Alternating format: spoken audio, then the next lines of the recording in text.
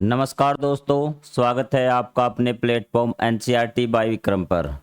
हम पढ़ रहे थे कक्षा 8 सामाजिक विज्ञान की पुस्तक chapter 1 natural resources and their use. 3 part हमने इस लेसन के कंप्लीट कर लिए हैं और आज हम 4th पार्ट में इस अध्याय को कंप्लीट कर देंगे।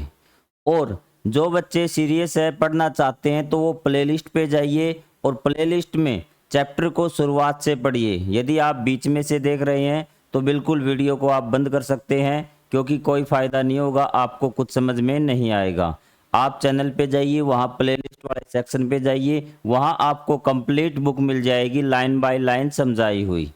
आज हम इस पार्ट में इस अध्याय को समाप्त कर देंगे। उसके बाद हम इसकी एक बार क्विक समरी करेंगे पूरे अध्याय की कि हमने क्या क्या पढ़ा है, और इसके बाद इसके अभ्यास के प्रश्न उत्तर। तो चलिए आज का जो लेक्चर हम शुरू करते हैं। देखिए, यहाँ तक हमने कल पढ़ लिया था। मैं आपको बता देता हूँ कि यहाँ तक हमने कल पढ़ लिया था, लेकिन एक बच्चे का कमेंट आया था कि सर जो लास्ट पैराग्राफ है उसको दोबारा करवा दीजिए। देखिए, मेरा मोटो है कि आपको सब कुछ समझ में आए। आपका कोई भी डाउट हो आप कमेंट बॉक्स में लिख दें और मैं आपको सारी चीज़ें समझा दूंगा। तो चलिए एक बार इस लास्ट वाले पैराग्राफ को दोबारा देख लेते हैं। ये कह रहा है कि national and international trade depend on the geographical location of natural resources. इसने कहा कि जो आपका राष्ट्रीय और इंटरनेशनल व्यापार है वो किस पे डिपेंड करता है कि जो आपके नेचुरल रिसोर्सेज की जो ज्योग्राफी है ना, कि वो कहाँ पर है उसके आधार पर डिपेंड करता है। जहाँ पे नेचुरल रिसोर्सेज ज़्यादा होंगे वहाँ पे ट्रेड क्या होगा, ज़्यादा होगा। तो इस प्रकार से कंबाइंड विद, सिर्फ अकेली ये चीज नहीं है कि आप सिर्फ ज्योग्राफिकल लोकेशन को देखें। इसने आगे बताया कि इसके साथ साथ क्या होना चाहिए, ह्यूमन नॉलेज होनी चाहिए एंड स्किल्स होनी चाहिए। मतलब कि उसके बारे में आपको ज्ञान होना चाहिए, आपके पास टेक्निक होनी चाहिए। These can create unique product like the wood steel. यदि ये सारी चीज़ें होंगी, आपके पास नॉलेज भी है उसको संसाधन के बारे में, रिसोर्स के बारे में, और आपके पास टेक्निक भी है, तो आप क्या कर सकते हैं, कोई एक बहुत बढ़िया प्रोडक्ट बना सकते हैं। जैसे कि एक एग्जांपल दिया वुड स्टील का। As we know trade fuelled the development of large empires in India. और जैसा कि मैं पता है कि जो ट्रेड था ना, फ्यूल्ड होता है किसी चीज को बढ़ाना भी, ईंधन देना। लेकिन यहाँ पे दिया है कि ट्रेड के कारण ही, व्यापार के कारण ही बहुत से एम्पायर्स हैं वो इंडिया में विकसित हुए। जैसे आपकी बहुत सारी ब्रिटिश ईस्ट इंडिया कंपनी आई थी, आपकी फ्रांसीसी आए थे, डच आए थे, और यहाँ तक देखिए मुगल भी आए थे। तो ये सारी चीज़ें थी इस पैराग्राफ में। तो मैं आशा करता हूँ कि ये चीज़ें आपको समझ में आ गई होंगी। तो चलिए आज हम आगे पढ़ते हैं और इस अध्याय को आज समाप्त करते हैं। ये जो चीज़ थी आपकी, एक मिनट में इसको छोटा कर देता हूँ ताकि आपको सारी चीज़ें समझ में आ जाए। Select any two of natural resources, कि आपको अपने क्या करने, टू नेचुरल रिसोर्सेज को सिलेक्ट करना है। Gather information about their ability, कि उनकी एबिलिटी कितनी है, वो कितने मौजूद हैं, कितनी मात्रा में मौजूद हैं across different part of India, कि वो भारत के किस किस हिस्सों में वो मौजूद हैं। Mark them on a map, what do you observe about their distribution, what are the types of economic activities connected with them. तो आपको ये देखना है कि वो कहाँ कहाँ पर अवेलेबल है इंडिया में, और उनसे कौन कौन सी एक्टिविटीज होती है, कि कौन कौन से काम उनसे होते हैं, कौन कौन से व्यापार होते हैं, कौन सी इंडस्ट्रीज उनसे चलती है, वो चीजें भी आपको पता करनी है भी। Discuss the implications of extracting the natural resources in those part for current and future generations. आपको क्या करना है कि कौन कौन से हम ये जो है ना आपके तरीके हैं उनको एक्सट्रैक्ट करने के, कौन कौन से तरीके उनको एक्सट्रैक्ट करने के हैं। 1 मिनट का टाइम दिए बेटा, एक बार एक फोन आ रहा था।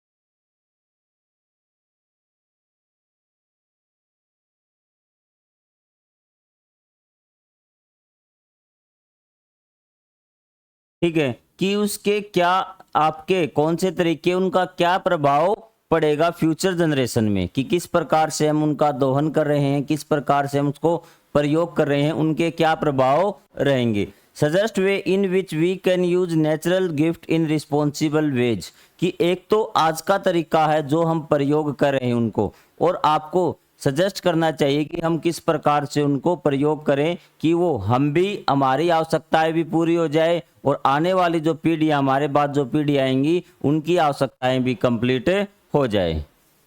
क्लियर हुआ बेटा आपको ये पैराग्राफ? मैं एक एक पैराग्राफ और एक एक लाइन आपको क्लियर करवाता चल रहा हूं। तो यहाँ पे आपको nature does not pay attention to political boundaries, कि जो आपका नेचर है ना, वो आपका कोई भी पॉलिटिकल बाउंड्रीज है उसको नहीं मानता भी, कि जो आपके प्राकृतिक, मान लो कि आपने कोई देश बना दिया ऐसे, ये देखिए कि यहाँ ये देश मान लिया हमने, कि कोई नेचुरल रिसोर्स ये नहीं कहता कि मैं इस देश के अंदर ही रहूँगा, कोई भी राजनीतिक जो आपकी बाउंड्रीज है उसको नहीं मानता है कोई भी संसाधन, वो अपनी मर्जी के अनुसार पूरी पृथ्वी पर फैला हुआ है, चाहे वो कोई भी देश हो, चाहे कोई विकसित देश हो, चाहे कोई गरीब देश हो, वो ये नहीं देखता। This leads to tension regarding the sharing of natural resourcing across the state as well as country, और इसी कारण क्या हो गया कि उनके बीच में विवाद हो गया उस संसाधनों को लेके। मान लेते हैं किसी देश की सीमा पर क्या है,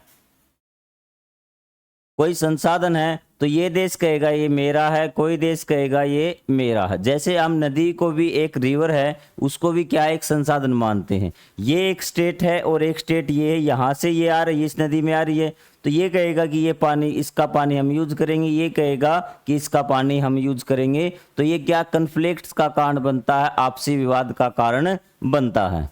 one example is the sharing of Kaveri river water among Karnataka and Tamil Nadu. Same यही पोजीशन कावेरी नदी है उसके पानी के लिए है कर्नाटक और तमिलनाडु के बीच में। केरला, पुंडुचेरी, ये सारे इसमें विवाद में है कि इस नदी का पानी कितना हम प्रयोग करें, उस बारे में इनके सभी के बीच में विवाद रहता है।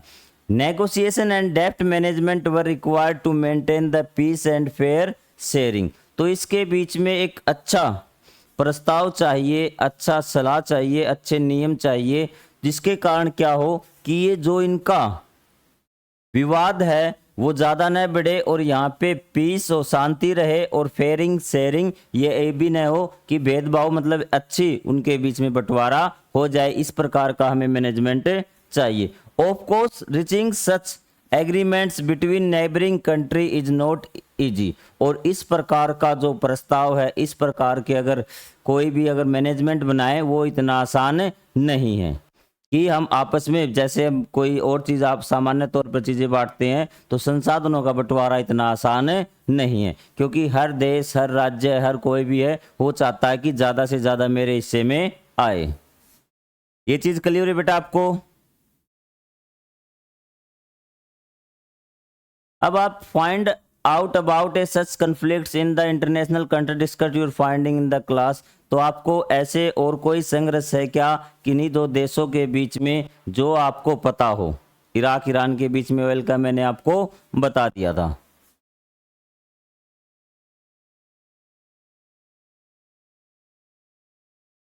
ये देखिए अब इंपॉर्टेंट टॉपिक आया आपका, द नेचुरल रिसोर्सेज कर्स। ये कर्स का मतलब होता है अभिशाप। क्या होता है? अभिशाप। ठीक है, जो नुकसान पहुंचाए। इसने कहा कि जरूरी नहीं कि जो आपके आपको ठीक तो दिख रहा होगा, एक बार मैं चेक कर लेता हूं, थोड़ी सी दिक्कत आ रही है आपको वर्डिंग देखने में, तो मैं यहां से एक बार,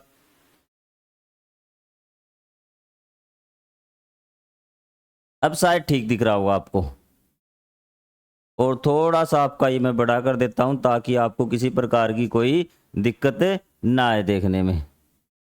क्लियर ये बात? अब आपको साफ दिख रहा होगा। तो ये देखिए क्या बता रहा है कि having abundant natural resources does not guarantee economic prosperity. जो आपके एबुडेंट होता है बहुत ज़्यादा मात्रा में, अगर बहुत ज़्यादा मात्रा में भी नेचुरल रिसोर्सेज है तो इस बात की कोई गारंटी नहीं है कि वहाँ पे बहुत ज़्यादा प्रोस्पेरिटी मतलब समृद्धि होगी, मतलब कि वो देश वो जगह बहुत ज़्यादा पैसे आ जाएंगे उसके पास, वो अमीर हो जाएगा, सुख शांति रहेगी, इसकी बात की कोई गारंटी नहीं है। Some regions rich in natural resources can experience slower economic growth and development. कुछ ऐसे रीजन भी हैं जहां पे नेचुरल रिसोर्सेज तो बहुत ज़्यादा है लेकिन फिर भी वहां की जो तरक्की है, विकास है, वो बहुत धीमा है। ऐसा क्यों? A phenomena economist call the natural resources curse, इसी को बोलते हैं कि नेचुरल रिसोर्सेज कर्स, कि जहां पे नेचुरल रिसोर्सेज बहुत ज़्यादा मात्रा में हो लेकिन फिर भी वहां का विकास क्या हो, धीमा हो, मतलब वो नेचुरल रिसोर्सेज उनके काम न आ रहे हो, उसी को बोलते हैं आपका नेचुरल रिसोर्सेज कर्स। और द पैराडॉक्स ऑफ प्लेंटी, कि प्रचुरता का विरोधाभास, इसको हिंदी में बोलते हैं प्रचुरता का या फिर अधिकता का विरोधाभास, कि अधिक ये चीज कोई काम की नहीं है। ये चीज आपको समझ में आई? Put very simply this means that often having plenty of natural resources does not automatically mean that a country is rich. तो इसका मतलब ये है कि इसका साफ मतलब है कि often having plenty of natural resources, कि अगर आपके पास आपके क्षेत्र में नेचुरल रिसोर्सेज क्या है, बहुत ज़्यादा है, does not automatically mean that a country, इसका ये मतलब नहीं कि वो देश अमीर होगा। ये बात क्लियर हुई आपकी, कि अगर आपके पास नेचुरल रिसोर्सेज बहुत ज़्यादा हैं आपके क्षेत्र में तो इसका मतलब ये नहीं कि आप अमीर होंगे। क्यों नहीं होंगे? Frequently economics are unable to develop industries that convert the resources into products of higher value। तो यहाँ पे एक इम्पोर्टेंट बात बताई है कि अब तक तो हम पढ़ रहे थे कि आपके जो हैं रिसोर्सेज अगर होंगे वो देश बहुत ज़्यादा अमीर होगा, उसके सारी चीज़ होंगे, लेकिन अमीर कब होगा? जब उसके पास बाकी संसाधन। ये देखिए इसने एक लाइन बताई है कि economies are unable to develop industry that convert the resources into product of higher value. इस बात का मतलब है कि वहां पे संसाधन तो बहुत ज़्यादा है लेकिन उनके पास वो टेक्नोलॉजी नहीं है, वो तकनीक नहीं है जिससे वो उन संसाधनों से बढ़िया क्या बना सके, प्रोडक्ट बना सके जो दुनिया को चाहिए। क्लियर है बात? आपके पास मिट्टी है बहुत बढ़िया घड़े बनाने की, लेकिन आपके पास घड़े बनाने वाला चाक नहीं है, तो आप घड़े कैसे बनाएंगे? आपको आ रही बात समझ में? कि आपके पास रॉ मटेरियल है लेकिन रॉ मटेरियल को प्रोडक्ट में बनाने वाली मशीनें आपके पास नहीं हैं, तो कोई फायदा नहीं होगा। तो उसी को आपको बोलते हैं नेचुरल रिसोर्सेज कर्स या पैराडी ऑफ ये पैराडॉक्स भी। The chapter factor of production in the part of this book we will give you understanding this, और इसके बारे में हम डिटेल से पढ़ेंगे आगे। इसी बुक में एक चैप्टर है फैक्टर अफेक्टिंग प्रोडक्शन भी। India has generally avoided this crash by investing in the development of such industries to meet our growing needs. लेकिन इंडिया में ये चीज़ कंडीशन नहीं है कि संसाधन भी है और साथ साथ इंडिया क्या इन्वेस्ट कर रहा है टेक्नोलॉजी पे कि हम इन संसाधनों का बड़ी अच्छी प्रकार से प्रयोग कर सके। तो ये बताइए आपको नेचुरल रिसोर्सेज कर समझ में आ गया? इसका मतलब कि वो जगह जहाँ पे नेचुरल रिसोर्सेज तो हैं लेकिन नेचुरल रिसोर्सेज को अच्छा प्रोडक्ट बनाने के लिए वहाँ पे क्या है, संसाधन नहीं है, वहाँ पे टेक्नोलॉजी नहीं है, तो इस कंडीशन को हम कहेंगे नेचुरल रिसोर्सेज कर्स। क्लियर है बात?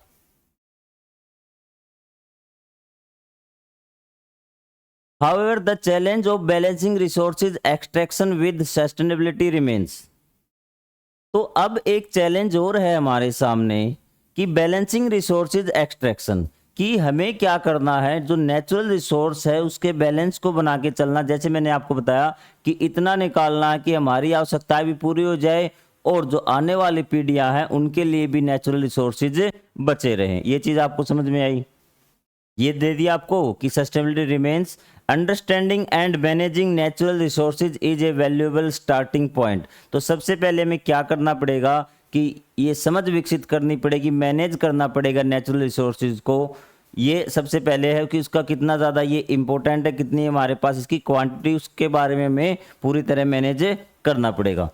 But human knowledge good governance and strategic planning determine whether they became lasting benefit और टेम्परेरी विंडफॉल्स। उसने कहा कि ये सारी चीज़ें हमें उसके बारे में जानकारी कितनी है, हम उसका किस प्रकार से प्रयोग करते हैं, वो गुड गवर्नेंस मतलब किस प्रकार से हम उसका प्रयोग कर रहे हैं और उसकी प्लानिंग हमारी किस प्रकार से है। तो ये सारी चीज़ें डिसाइड करेगी कि जो हमारे नेचुरल रिसोर्सेज हैं वो लास्टिंग बेनिफिट रहे, मतलब लंबे समय तक हमें फ़ायदा दें, और टेम्परेरी विंडफॉल का मतलब होगा कि एक बार फ़ायदा मिल गया फिर मतलब कभी कभार फ़ायदा मिलना या फिर एक बार ही फ़ायदा मिलना। तो वो चीज़ डिपेंड करती है। आज मान लो आपके पास 10,000 रुपये आ गए, सैलरी आपकी आ गई 10,000 रुपये, तो अगर आप, ये आप पे डिपेंड करता है कि आप उसको पूरे महीने अगली सैलरी तक चलाते हैं या फिर उसका क्या करते हैं आप, टेम्परेरी विंडफॉल कि 2 या 3 दिन में आप खत्म कर दें,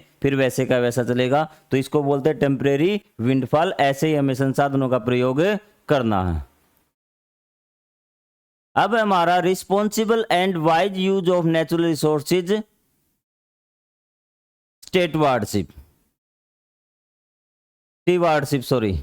सस्टेनिंग लाइफ, मतलब कि किस प्रकार से हमें इसका अच्छे प्रकार से प्रयोग करना है। Sustaining life on earth require that we respect nature and use natural resources in a way that enable that the restoration and regeneration of renewable resources. तो इसने बताया है कि जो नेचुरल रिसोर्सेज है ना, आप उनको प्रयोग करिए, कोई दिक्कत नहीं है, लेकिन आप जैसा हमने लेसन की स्टार्टिंग में पढ़ा था कि आपको उनको बढ़ने के लिए टाइम तो देना होगा। अगर बढ़ने के लिए टाइम नहीं देंगे तो क्या होगा, वो खत्म हो जाएंगे। क्या हो जाएंगे? खत्म हो जाएंगे। जैसे मैं आपको हरे चारे का एग्जाम्पल देता हूँ कि एक किसान है, वो क्या लेता है कि हरा चारा लेता है। अब बिल्कुल सिंपल सा एग्जाम्पल है कि एक किसान यहाँ से इतने एरिया में उसने पशुओं के लिए चारा उगा दिया। चारा आपको पता है कि 2 या 3 बार काटते हैं। जब ये पूरा काटने लायक हो गया, यहाँ पे ये काटने लायक हो गया, तो किसान इसको क्या करता है, काटना स्टार्ट करता है। यहाँ से वो काटता काटता काटता यहाँ आ जाता है। जब तक यहाँ पे पहुँचता तब तक ये काटा दे दोबारा बड़ा हो जाता, फिर ये यहाँ से वापस लगता है। अब आप मुझे बताइए कि एक दूसरा किसान था, उसने क्या किया कि जल्दी जल्दी यहाँ तक पहुँच गया। उसने बहुत ज़्यादा मात्रा में पशुओं को चारा जो हरा चारा था वो खिलाने के लिए जल्दी से पहुँच गया, लेकिन जब उसने वापस आके देखा तो ये क्या थे, अभी नहीं थे। अब आपको शायद बात समझ में आ गई होगी। रीजनरेशन और रिस्टोरेशन क्या होता है कि जब हम यूज करें तो उसको इस प्रकार से टाइम दे कि जो वापस से दोबारा उसी में आ जाए भी कंडीशन में। क्लियर हुई बात?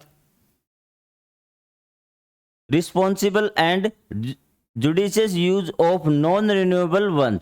और जो नॉन रिन्यूएबल है, ये तो कंडीशन किसके लिए थी कि हमें इतना टाइम देना है कि वो दोबारा बन जाए, लेकिन जो दोबारा बन ही नहीं सकते, लाखों करोड़ों साल लगते हैं, उनका हमें बहुत ध्यान पूर्वक प्रयोग करना होगा। रिन्यूएबल के केस में क्या है कि हमें उनको टाइम देना होगा, रिस्टोरेशन का और रीजनरेशन का।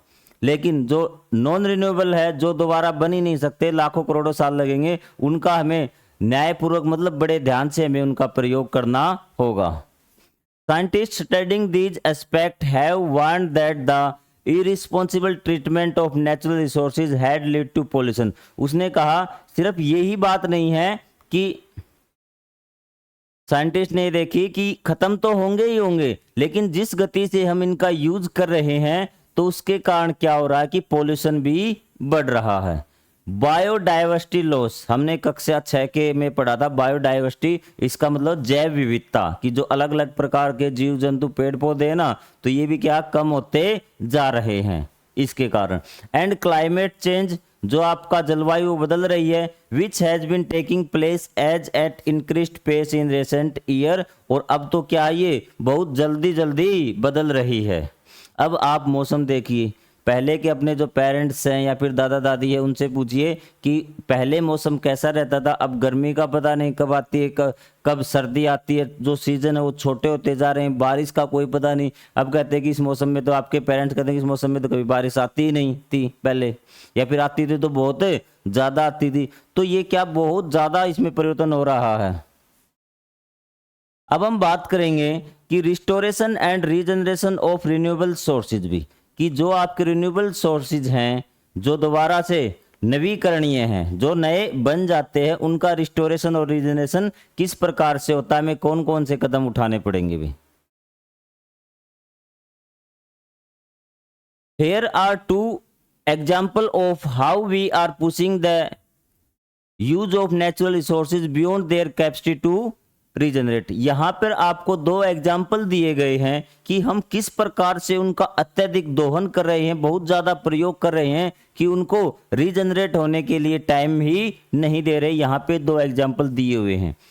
Many farmers in our country extract ground water from irrigation, कि जो हमारे देश में बहुत सारे किसान क्या सिंचाई के लिए पानी निकालते हैं भूमि के अंदर से भी। ये बात आपको पता है कि ट्यूबवेल के द्वारा, कुएं के द्वारा। In most state the extraction rate is greater than the rate at which the water level is replenished. अब देखिए यहाँ पे आपको समझ में आएगा कि मान लेते कि वाटर लेवल ये है यहाँ पे, और यहाँ पे किसी किसान ने कुआं लगा दिया। क्लियर आपको दिख रहा है?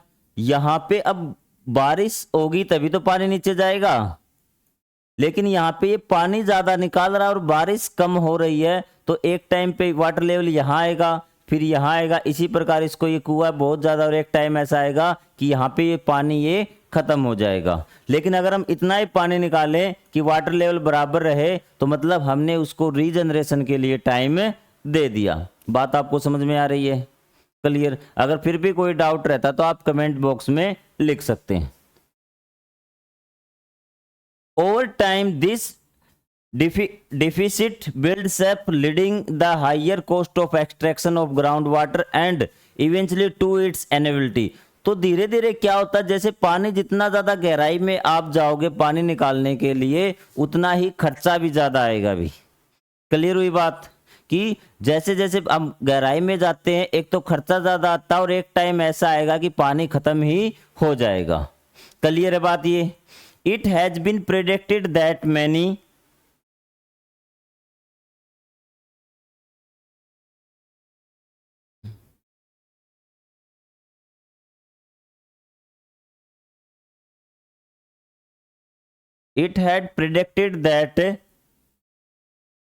of our growing cities will run out of ground water soon। और ये अंदाजा लगाया गया है कि बहुत सारी हमारी जो शहरें हैं वो पानी रहित हो जाएंगी, पानी की बहुत बड़ी समस्या उनमें आने वाली है। Initiative to raise ground water level have been launched to remedy this. और कुछ प्रयास शुरू किए जा चुके हैं सरकार के द्वारा कि ग्राउंड वाटर को कम न होने दिया जाए। Traditional practices of water harvesting, rejuvenation of ponds and tanks, cutting down on wasteful consumption of water, processing and reusing water are the same of the strategic attempt। और इसमें कौन कौन से कदम उठाए जा रहे हैं कि सबसे पहले तो जो पुराना तरीका था वाटर हार्वेस्टिंग का, वो हम प्रयोग करें। जो तालाब हैं आपके और टैंक है, उनको दोबारा बनवाया जा रहा है। जो वेस्ट हो रहा है वाटर का, वो उसको कम किया जा रहा है। Cutting down of wasteful consumption of water, processing and reusing water are the some. और हम वाटर को दोबारा से रीयूज करने की कोशिश कर रहे हैं कि पानी आया उसको हमने क्या किया कि दोबारा, जैसे आपका बाथरूम का पानी है वो आप टॉयलेट में यूज कर ले, रीयूज हो गया। और दूसरा कहता है वाटर ट्रीटमेंट, कि क्या होता है कि वाटर को सारे गांव के शहर के पानी को इकट्ठा किया जाता है, फिर उसको फिल्ट्रेशन अन्य विधियों दोबारा से उसको फिल्टर करके शुद्ध किया जाता है ताकि उसको रीयूज हो सके। ये कुछ स्टेप्स आपके उठाए गए हैं वाटर को क्या करने के लिए, सेव करने के लिए। अन्य रिसोर्सेज की बात करें, ध्यान रखना हम पानी के बारे में नहीं पढ़ रहे, हम रिसोर्सेज के बारे में बात कर रहे हैं कि ये सारी चीजें अन्य रिसोर्सेज में भी होनी चाहिए। Similarly the important improper use of chemical fertilisation.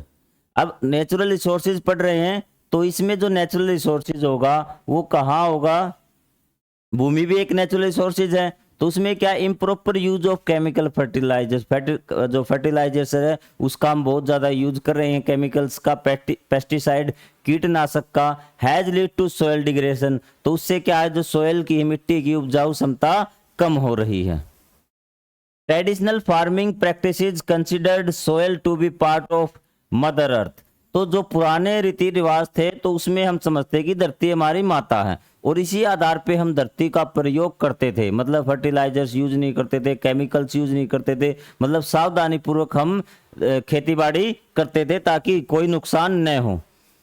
जैसे practices like the use of cow dung and other natural fertilization, mulching, multicropping and so on. तो जैसे कि फसल को बार बार बदल के बोना, एक ही फसल बार बार बोएंगे तो जो जैसे एक फसल मान लेते हैं सरसों है, सरसों को कोई मटेरियल चाहिए, कैल्शियम मान लेते हैं हम एक बार की सरसों को कैल्शियम चाहिए, हर बार सरसों बोएंगे तो धरती में क्या होगा कि कैल्शियम की मात्रा बिल्कुल कम हो जाएगी। तो फसलों को बार बार बदल के बोलना भाई। एक मिनट रुक जाना भाई।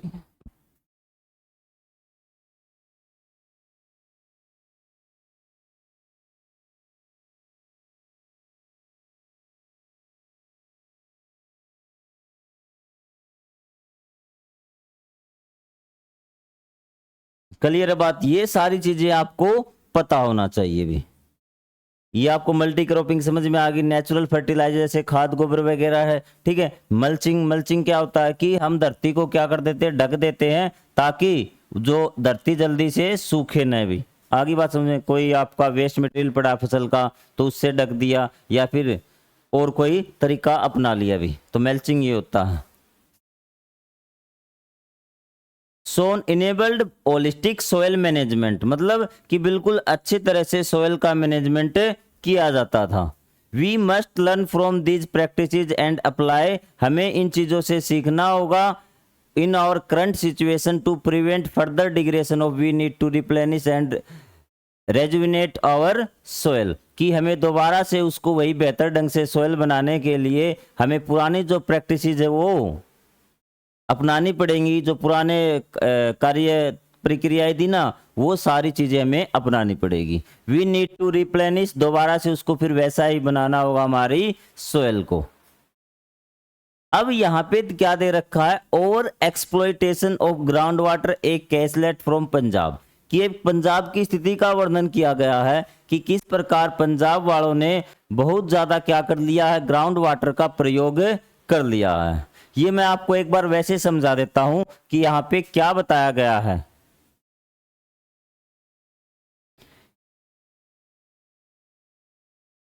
ठीक है, पंजाब में क्या है कि जब भारत को बहुत ज्यादा क्या थी, अनाज की कमी हो गई थी 1960 के अप्रोक्सीमेट, तो क्या था कि पंजाब में एक तो ग्राउंड वाटर और फर्टिलाइजर्स का बहुत ज्यादा उपयोग हुआ, तो उस टाइम वो हमारी समस्या एक बार के लिए सोल्व हो गई थी। लेकिन जो आपका इशू था ग्राउंड वाटर को दोहन करने का, और वो जो क्वांटिटी आ गई आपकी, हाइब्रिड जो बीज थे जैसे गेहूं की है, ज्यादा गेहूं तो उनको पानी भी ज्यादा चाहिएगा, अच्छी क्वालिटी के नहीं, ज्यादा जिनमें क्वांटिटी ज्यादा हो, मात्रा ज्यादा मिले गेहूं की, तो वो उस टाइम हमारे पास भोजन की कमी थी, उस टाइम के लिए वो बीज वगैरह मंगवाए गए थे। लेकिन वो चीज लगातार अब तक चली आ रही है, और वो क्या करें, अब एक बार आपके 10 किलो मान लेते हैं कि 100 कुंटल अनाज हो गया, तो आप नहीं चाहेंगे कि अगली बार 80 कुंटल हो भी, तो आप चाहेंगे 110 हो। तो वो आप हाइब्रिड बीज लेके आते गए और पानी भी ज्यादा निकालते गए, और अब पंजाब में सिचुएशन बहुत ज्यादा खराब हो चुकी है। 70 से 80% पंजाब में ग्राउंड लेवल है वो बहुत ज्यादा नीचे जा चुका है पानी का। ये चीज आपको समझ में आ गई, ये सिर्फ यही बताया गया इसमें, ये सारी चीजें, तो ये चीजें आपकी क्लियर हो गई होंगी। ये देखो इसमें देखा, modern farming techniques also require the use of chemical pesticides और फर्टिलाइजेशन, जो अत्याधुनिक बीज वगैरह आए हैं वो भी क्या, उनको भी बहुत ज्यादा मात्रा में फर्टिलाइजर चाहिए, उसके कारण दोनों का लॉस हो रहा है। एक तो पानी का बहुत ज्यादा चाहिए, ग्राउंड लेवल कम हो रहा है पानी का, और दूसरा जो सोयल डिग्रेडेशन है, भूमि की जो उपजाऊ क्षमता है वो भी बहुत ज्यादा मात्रा में कम हो रही है अभी। ये देखिए, to combined effect of these factors, ये दोनों जो फैक्टर इनके कारण क्या हुआ है, has became inaccessible till depth of 30 metre तक पानी ग्राउंड लेवल जा चुका है अभी। ठीक है, और दूसरा है कि ये जो आपके पेस्टिसाइड और इंसेक्टिसाइड प्रयोग करते हैं ना, इनके कारण क्या है कि जो आपके पानी है ना क्योंकि आपने भूमि पे की जब बारिश होगी तो पानी में मिल के किसी पानी वाले या तो पौंड में जाएंगे, किसी नदी में जाएंगे, तो वो क्या कर रहे हैं, पानी को पॉइजनस जहरीला भी बना रहे, भूमि को तो खराब कर रहे हैं, साथ में पानी का भी नुकसान कर रहे हैं। ये देखिए एक्सट्रैक्शन ऑफ ग्राउंड वाटर है आपका, ये दे बताया था मैंने, at most 80% of the area of Punjab has been classified as over exploited, की बहुत ज्यादा एक्सप्लोइटेड हो गया, बहुत ज्यादा उन्होंने कंज्यूम कर लिया। We have drawn water a rate of much greater than, कि जिस रफ्तार से हमें पानी निकालना था उस रफ्तार से बहुत ज्यादा मात्रा में पानी हमने निकाल लिया है। We can see the security of water ensured for the short term, but the long term consequences will take time and effort to heal। तो उसने कहा कि हमने कुछ समय के लिए तो क्या कर लिया, इस चीज का फायदा उठा लिया, पानी निकाल के, हाइब्रिड बीज मंगवा के, इंसेक्टिसाइड पेस्टिसाइड यूज करके बहुत ज्यादा फसल उगा ली, लेकिन अब उस चीज को ठीक करने में बहुत ज्यादा समय लगेगा और उसके नुकसान बहुत ज़्यादा हो सकते हैं। अब भी समय है, अगर हम ठीक समय पे समझ जाएं तो कोई हानि नहीं होगी, हम उसको सुधार सकते हैं। लेकिन जब अगर भूमि, ये देखिए आपका मैप देख लिए पंजाब का, ये पानी की कमी दे रखी रेड कलर में है, यहाँ पे थोड़ा पानी की मात्रा दिखा रखी है, बाकी जो रेड कलर है अब वहाँ पे देख ली कितनी कमी है पानी की, और जहाँ पे बहुत ज़्यादा डार्क रेड है वहाँ पे तो बहुत ज़्यादा कमी है पानी की भी। पानी की डेप्थ देखिए भी, डेप्थ ऑफ वाटर लेवल,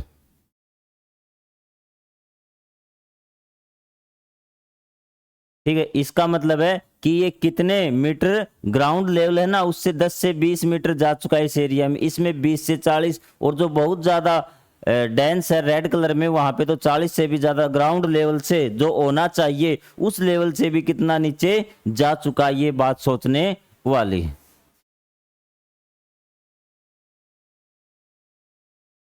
अब एक केस ऑफ सीमेंट भी यहाँ पे, अब एक केस दिया हुआ सीमेंट का, 5-10 मिनट और लगेगी, ये लेक्चर हमारा खत्म हो जाएगा और अध्याय भी खत्म हो जाएगा, ताकि हमें इस इतने ज्यादा पार्ट न बनाने पड़े।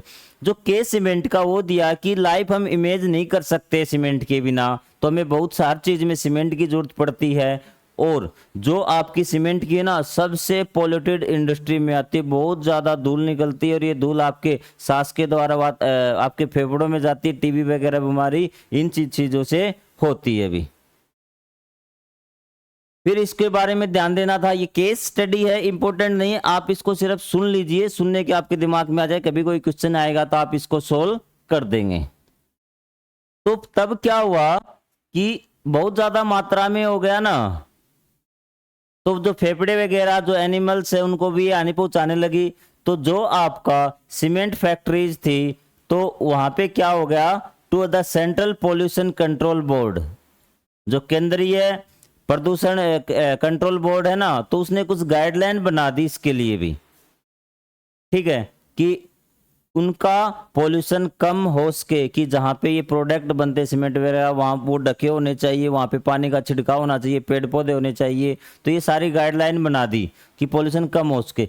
This is a move towards creating alternative material, लेकिन इससे सिर्फ गाइडलाइन काम बनाने से काम नहीं चलेगा, हमें क्या करना पड़ेगा, सीमेंट के अल्टरनेटिव ढूंढने पड़ेंगे कि सीमेंट को छोड़ के हम क्या चीजें प्रयोग कर सकें पॉल्यूशन को रिड्यूस करने से। These include the use of traditional material like stone and mud, new plant based material and recycled material from waste plastic. तो हमें इसके लिए क्या करना, जो हमारे पुराने मेथड थे, जब लकड़ी के मिट्टी के घर बनाते थे या फिर ऐसे प्लांट बेस्ड मटेरियल्स हम यूज करें, प्लास्टिक यूज करें, तो प्लास्टिक ये नहीं कि आपको इतनी ज्यादा मात्रा में, इसने कहा है कि रिसाइकल्ड मटेरियल की, रिसाइकल जो प्लास्टिक बन चुका उसको ही क्या करना है, रिसाइकल बना के दूसरे मटेरियल बनाने हैं, जो क्या कर सके, सीमेंट की मात्रा का प्रयोग कम कर सके। मतलब सीमेंट का अल्टरनेटिव हम ढूंढ रहे हैं कि सीमेंट की जगह हम क्या क्या प्रयोग कर सकते हैं।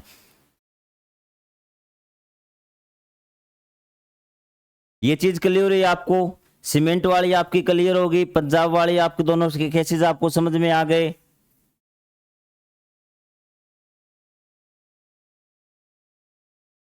ये देखिए, एक community building in Auroville construct by Auroville earth institute which hold the UNESCO chair for earthen architect. तो इनको जो ये था ना, ये जो सारा देखो लकड़ी से वगैरह से बनाया हुआ है, तो इसको जो है वो खिताब मिला यूनेस्को द्वारा।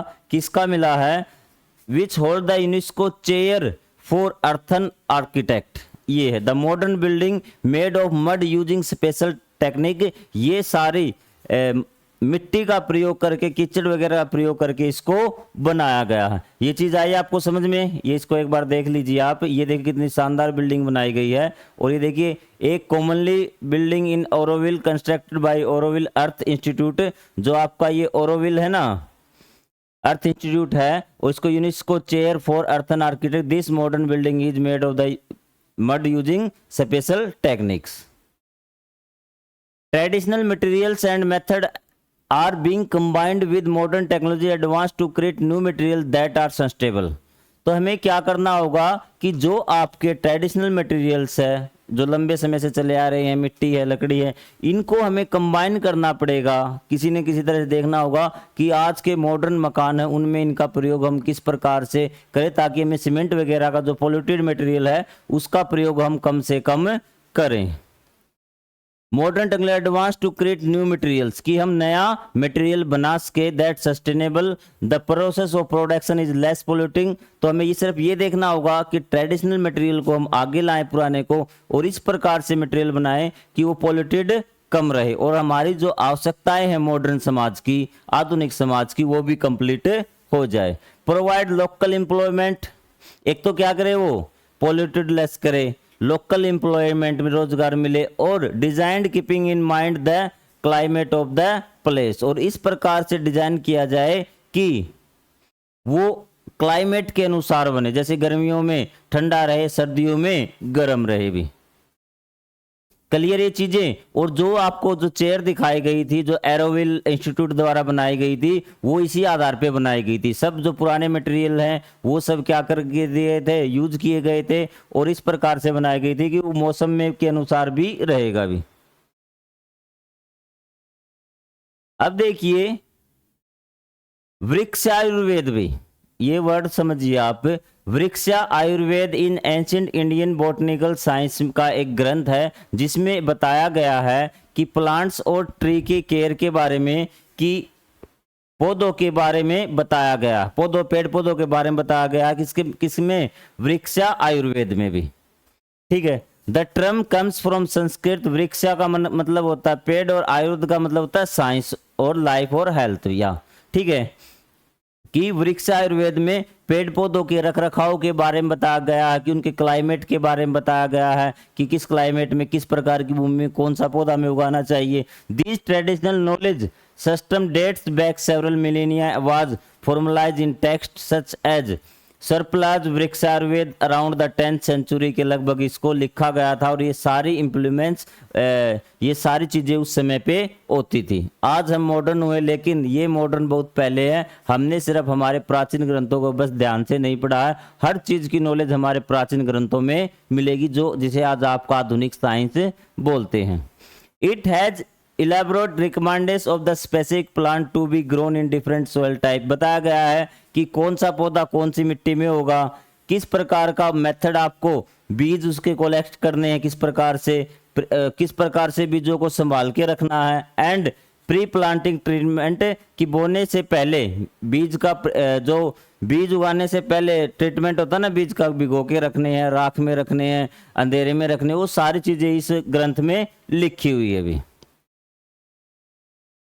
और ये भी बताया गया है कि किस प्रकार का आपको जो आपके कीट वगैरह उनसे रक्षा करने के लिए, उनसे सुरक्षा करने के लिए प्लांट स्पाइसीज होती है, ग्रोथ स्टेज, सीजनल कंडीशन, सारी चीज इसमें बताई गई है। It specify pest management strategy through natural repellents and plants that should be grown together. तो आपको ये बताया गया कि किस प्रकार के दो पौधे एक साथ उगाए जाते हैं ताकि वो एक दूसरे को सहायता प्रदान करे भी। This form of sustainable agriculture promotes practices like crop rotation and mixed cropping to maintain soil health। ये वही बताएगी किस प्रकार से हम फसलों को बदल के बोना चाहिए या मिक्स क्रॉप हम बो सकते हैं, ताकि जो आपके भूमि है वो डिग्रेडेशन न हो, मिट्टी की उपजाऊ शक्ति कम न हो। वृक्ष Ayurveda also offer advice on proper method of ploughing. ये क्या बताया इसने कि जो जुताई का जो मेथड है वो बताया किस प्रकार से हमें भूमि को जोतना चाहिए ताकि सोयल में जो नमी है वो बनी रहे। ग्रोन ऑफ लिविंग ऑर्गेनिज्म भी उसमें पनपे, like fungi, bacteria and earthworm, जो भी जरूरत के हैं वो खत्म हो जाए, किस प्रकार से वो नहीं रहेंगे। मतलब पेड़ पौधों के बारे में कंप्लीट नॉलेज है वृक्ष आयुर्वेद में, ये बात आप समझ लीजिए कंप्लीट है। आपको ये बात ध्यान रखने की कौन सा ग्रंथ है जिसमें पेड़ों के बारे में बताया गया, वो है वृक्ष आयुर्वेद। फैक्चुअल क्वेश्चन है, 1 नंबर का, एमसीक्यूज में पूछ सकता है अभी।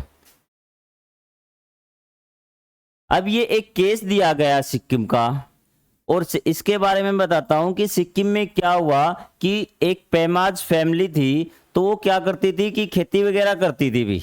माउंटिंग पे एक्सपेंसिव केमिकल इनपुट्स थे। When state government announce policy to promote organic farming throughout the state, तो क्या हुआ कि गवर्नमेंट ने क्या कर दिया कि वहां सिक्किम में बहुत ज्यादा क्या करने लगे थे, पेस्टिसाइड यूज करने लगे थे, और गवर्नमेंट ने पॉलिसी बना दी कि खाद वगैरह आपकी बंद है भी।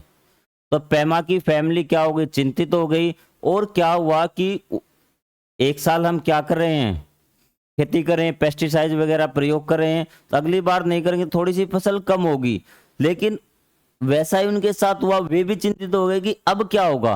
फिर उन्होंने जो जैविक खाद थी, जैसे गोबर की खाद बनाते, मिट्टी वगैरह मिला के, और भी कई, सिर्फ हमारे जो देसी चीजें होती है ना वही मिला के उन्होंने खाद वगैरह तैयार कर ली और वो दी। और पूरा ये जो सिक्किम है ना, ये पूरे वर्ल्ड के लिए एक मॉडल बन गया कि एक ऐसा इतना लंबा क्षेत्र भी हो सकता है कि जैविक खेती मानते थे कि जो जैविक खेती है ना, तो वो हम क्या कर सकते हैं, एक छोटे से एरिया में कर सकते हैं, 1 एकड़ में कर ली, आधा किला में कर ली, 100 फुट एरिया में कर ली। लेकिन सिक्किम ने ये प्रूव कर दिया कि जो जैविक खेती है वो बहुत लंबे स्तर पर हो सकती है, बहुत बड़े क्षेत्र में भी जैविक क्षेत्र में बदल सकते हैं। और धीरे धीरे जब उन जैविक खाद का प्रयोग करना स्टार्ट किया, तो आपको पता है कि धीरे धीरे मिट्टी ना अपनी पहले वाली अवस्था में आएगी, तो जो उनके प्रोडक्ट थे वो और ज्यादा मात्रा में बढ़े भी, और वो अलग अलग प्रकार के मसाले वगैरह उगाने लगे। और आपका पहला 100% जैविक खेती वाला राज्य है सिक्किम। ये चीज इसमें बताई गई, आपको मोटा मोटी मैं समझा भी देता हूं। Initially the yield crop drop at the soil was recovering from the years of chemical use, कि सबसे पहले तो क्या हुआ कि जो आपका फसल थी वो ड्रॉप हो गई, मतलब कम हो गई, क्योंकि जो सोयल थी उसको वापस अपनी ताकत लेके आनी थी पहले वाली भी। ये चीज क्लियर हुई।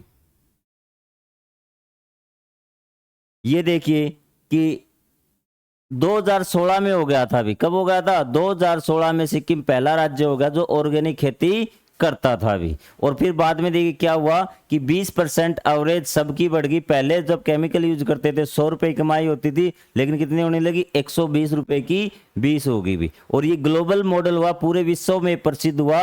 डेमोन्स्ट्रेट दैट, क्या साबित किया कि entire region can successfully transition to sustainable agriculture practices while improving both ecological and economic outcome भी।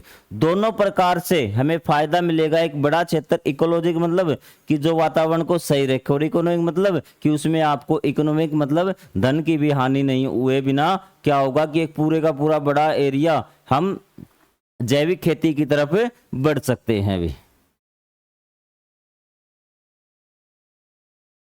Responsible and judicious use of resources, मतलब जिम्मेदार तरीके से और न्यायिक तरीके से, मतलब बहुत अच्छे तरीके से हम किस प्रकार से रिसोर्सेज का प्रयोग करें। In case of non renewable we need to ensure that we use the resources so that they can last long enough for humanity to find more sustainable alternative. अब देखिए ध्यान से पढ़िए इस लाइन को, 5 मिनट और लगे। मुझे पता है कि लेक्चर लंबा खिंच गया, लेकिन लेक्चर काफी इंटरेस्टिंग है और आपके काम का भी है। नॉन रिन्यूएबल के केस में क्या करना आपको, ये इंश्योर करना है, ये ध्यान रखना है कि रिसोर्सेज को यूज करते समय they can last long enough for humanity to find more sustainable alternative, कि हमें इस प्रकार से संसाधनों का प्रयोग करना है जब तक हमें उनका अल्टरनेटिव नहीं मिल जाता कि हम वो चलाएं भी। आई बात समझ में, कि वो ये नहीं कि जब तक हमें नेक्स्ट नहीं मिलता हम उसको पहले वाले को खत्म कर दें, या तो उसका हमें ऑप्शन मिल जाना चाहिए। क्लियर है बात। यदि आपके पास ब्लू पेन है, जब तक आपके पास एक बच्चे के पास ब्लू पेन है तो ब्लू पेन को ध्यान से यूज करेगा कि हाँ जब तक नया पेन नहीं आएगा तब तक मैं उसको चलाऊं, या फिर उसके पास और कोई अल्टरनेटिव नहीं आ जाता, दूसरा पेन नहीं आ जाता, ब्लैक आ जाए तब भी काम चल जाएगा, कोई बात नहीं, तो हम ब्लू को अच्छी तरह से यूज कर लेते हैं अभी। तो इसी प्रकार से कहा कि नॉन रिन्यूएबल जो संसाधन हमें इस प्रकार से प्रयोग करना है कि जब तक हमें उसका कोई दूसरा अल्टरनेटिव ऑप्शन नहीं मिल जाता तब तक हम उसको खत्म न होने दें और आने वाली पीढ़ियों के लिए सुरक्षित रखें। For example we need to make the switch renewable source to energy for as many purpose as we can. तो हमें जैसे हम एनर्जी यूज कर रहे हैं, एक कोयले से मिल रही है, कोयला नॉन रिन्यूएबल है, और जो आपका सोलर एनर्जी है वो रिन्यूएबल है, रोज सूरज उगेगा रोज नई सोलर आ जाएगी। तो हमें ज्यादा एनर्जी रिन्यूएबल से लेनी चाहिए, सोलर एनर्जी से, ताकि कोयले को हम बहुत लंबे समय तक चला सके। ये चीज क्लियर हुई आपकी?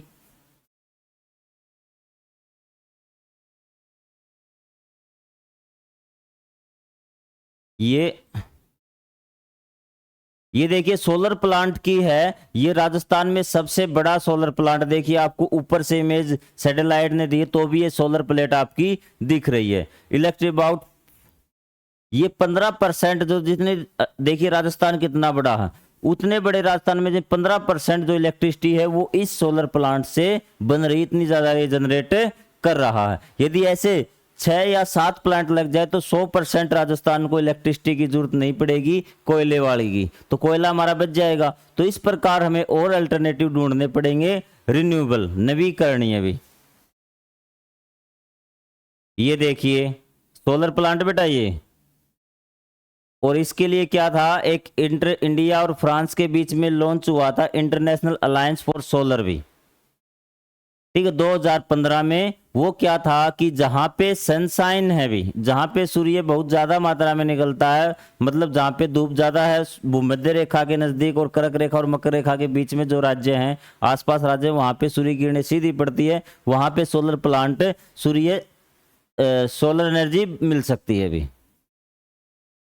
जहां पे पूरे साल क्या है सनशाइन ज्यादा रहता है। India helped channel billions of dollar into solar project, India ने बहुत ज्यादा पैसा इसमें लगाया है अभी। डेवलपिंग नेशन जो तरक्की कर रहे हैं और जो टेक्निक है वो भी सभी देशों के बीच में, मतलब कि टेक्निक की सूर्य एनर्जी को हम किस प्रकार से प्रयोग कर सकते हैं, सारे देश मिलकर अपने अपनी टेक्नोलॉजी बताएंगे, जो बेस्ट टेक्नोलॉजी होगी वो सभी देशों के साथ शेयर होगी। ये फायदा होता है कोई भी हम सोलर अलायंस, आप सोचते होंगे कि सभी देशों ने मिलकर ग्रुप बना लिया, क्या फायदा होगा? अभी फायदा यही होता है कि सभी देश मिलकर इसके बारे में काम करते हैं अभी। The Badla Solar Park is a symbol of India's solar ambition, demonstrating how a country transition from traditional energy sources to renewable energy। कि ये जो आपका सोलर पार्क आपको दिखाया था ना, ये इस बात का सबूत है कि किस प्रकार से हमारा देश लगा हुआ है कि जो आपके अल्टरनेटिव ढूंढने में, कि जो आपके नॉन रिन्यूएबल है उनकी जगह क्या प्रयोग किए जाए, रिन्यूएबल सोर्सेज यूज किए जाए भी। For Indian these alliance represent both environment responsibility and economic opportunity. ये जो अलायंस है, ये जो सोलर अलायंस है, ये इंडिया के लिए बहुत उपयोगी है। इसमें आपके इकोनॉमिक फायदे भी हैं और इन्वायरमेंट फायदे हैं भी। Even we deal with these issues, we must mindful that the distribution and access to the resources, including basic ones like water and clean air, is often unfair to some section of source। जैसा कि हम अब सोच रहे हैं, हमें ये बात ध्यान में रखनी होगी कि आज सभी के लिए डिस्ट्रीब्यूशन समान नहीं है। फिलहाल आज की डेट में कुछ शहर या कुछ ऐसी जगह है जहां पे लोगों को साफ पानी भी नहीं मिल रहा, साफ हवा भी नहीं मिल रही, जैसे आपका दिल्ली है, स्कूलों की छुट्टियां भी हो जाती है। तो यही बात इसने कही है कि distribution that the resources including basic one like water and clean air is often unfair to some section of society. कि कुछ ऐसा समाज है जिनको रिसोर्सेज की उन तक पहुंच नहीं, यहाँ तक कि जो बेसिक रिसोर्सेज है बिल्कुल सिंपल, वो भी इनको नहीं मिल रहे, clean water and clean air. Many area do not receive adequate and regular supply of drinking water, उनको नहीं मिला। एयर पोल्यूशन और इंडस्ट्री और excessive use of fossil fuels, जैसे आपके पेट्रोल कोयला इनका धुआं वगैरह होता है ना, इनसे भी affect those who are unable to protect themselves from the these hazard. और उनसे कौन प्रभावित हो रहे हैं? जो अपना बचाव नहीं कर सकते हैं। अब जो अमीर लोग हैं वो तो आरओ लगवा लेंगे और पानी कर लेंगे, लेकिन गरीब लोग कहाँ से लाएंगे भी?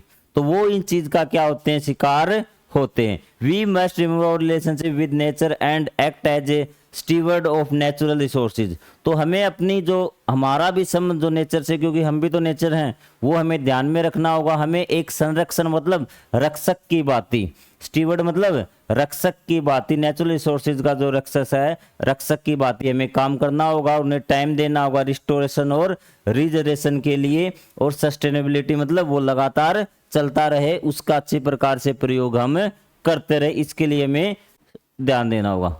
एक भगवत गीता रेफर्स लोक संग्रह भी, क्या है लोक संग्रह? तो उसमें क्या बताया गया है कि उसमें ये नेचर के बारे में बताया कि that the everyone must transcend personal desire भी, कि जो प्रत्येक आदमी है उसको अपने खुद का लालच छोड़ना होगा भी। ट्रांसेंड होता है खुद का लालच, मतलब सिर्फ अपने बारे में नहीं सोचना है। Act for the wellbeing of all, और सभी की भलाई के लिए हमें काम करना होगा। Has time to come for us to consider this seriously, और अब समय आ गया है कि अब इन चीजों को हम सीरियस तौर पर लें। तो दोस्तों ये था आपका अध्याय natural resources and their use. Last part थोड़ा बड़ा हो गया, मैं समझ सकता हूँ, लेकिन क्या करें, पढ़ना तो होगा। तो आप एक पार्ट एक दिन में देखिए और कंप्लीट पढ़िए, उसको समझिए। कोई डाउट हो तो आप कमेंट बॉक्स में लिखिए। तो मिलेंगे अगले अध्याय में अगले वीडियो के साथ। तब तक के लिए जय हिंद, जय Bharat, thank you very much. Please subscribe our channel.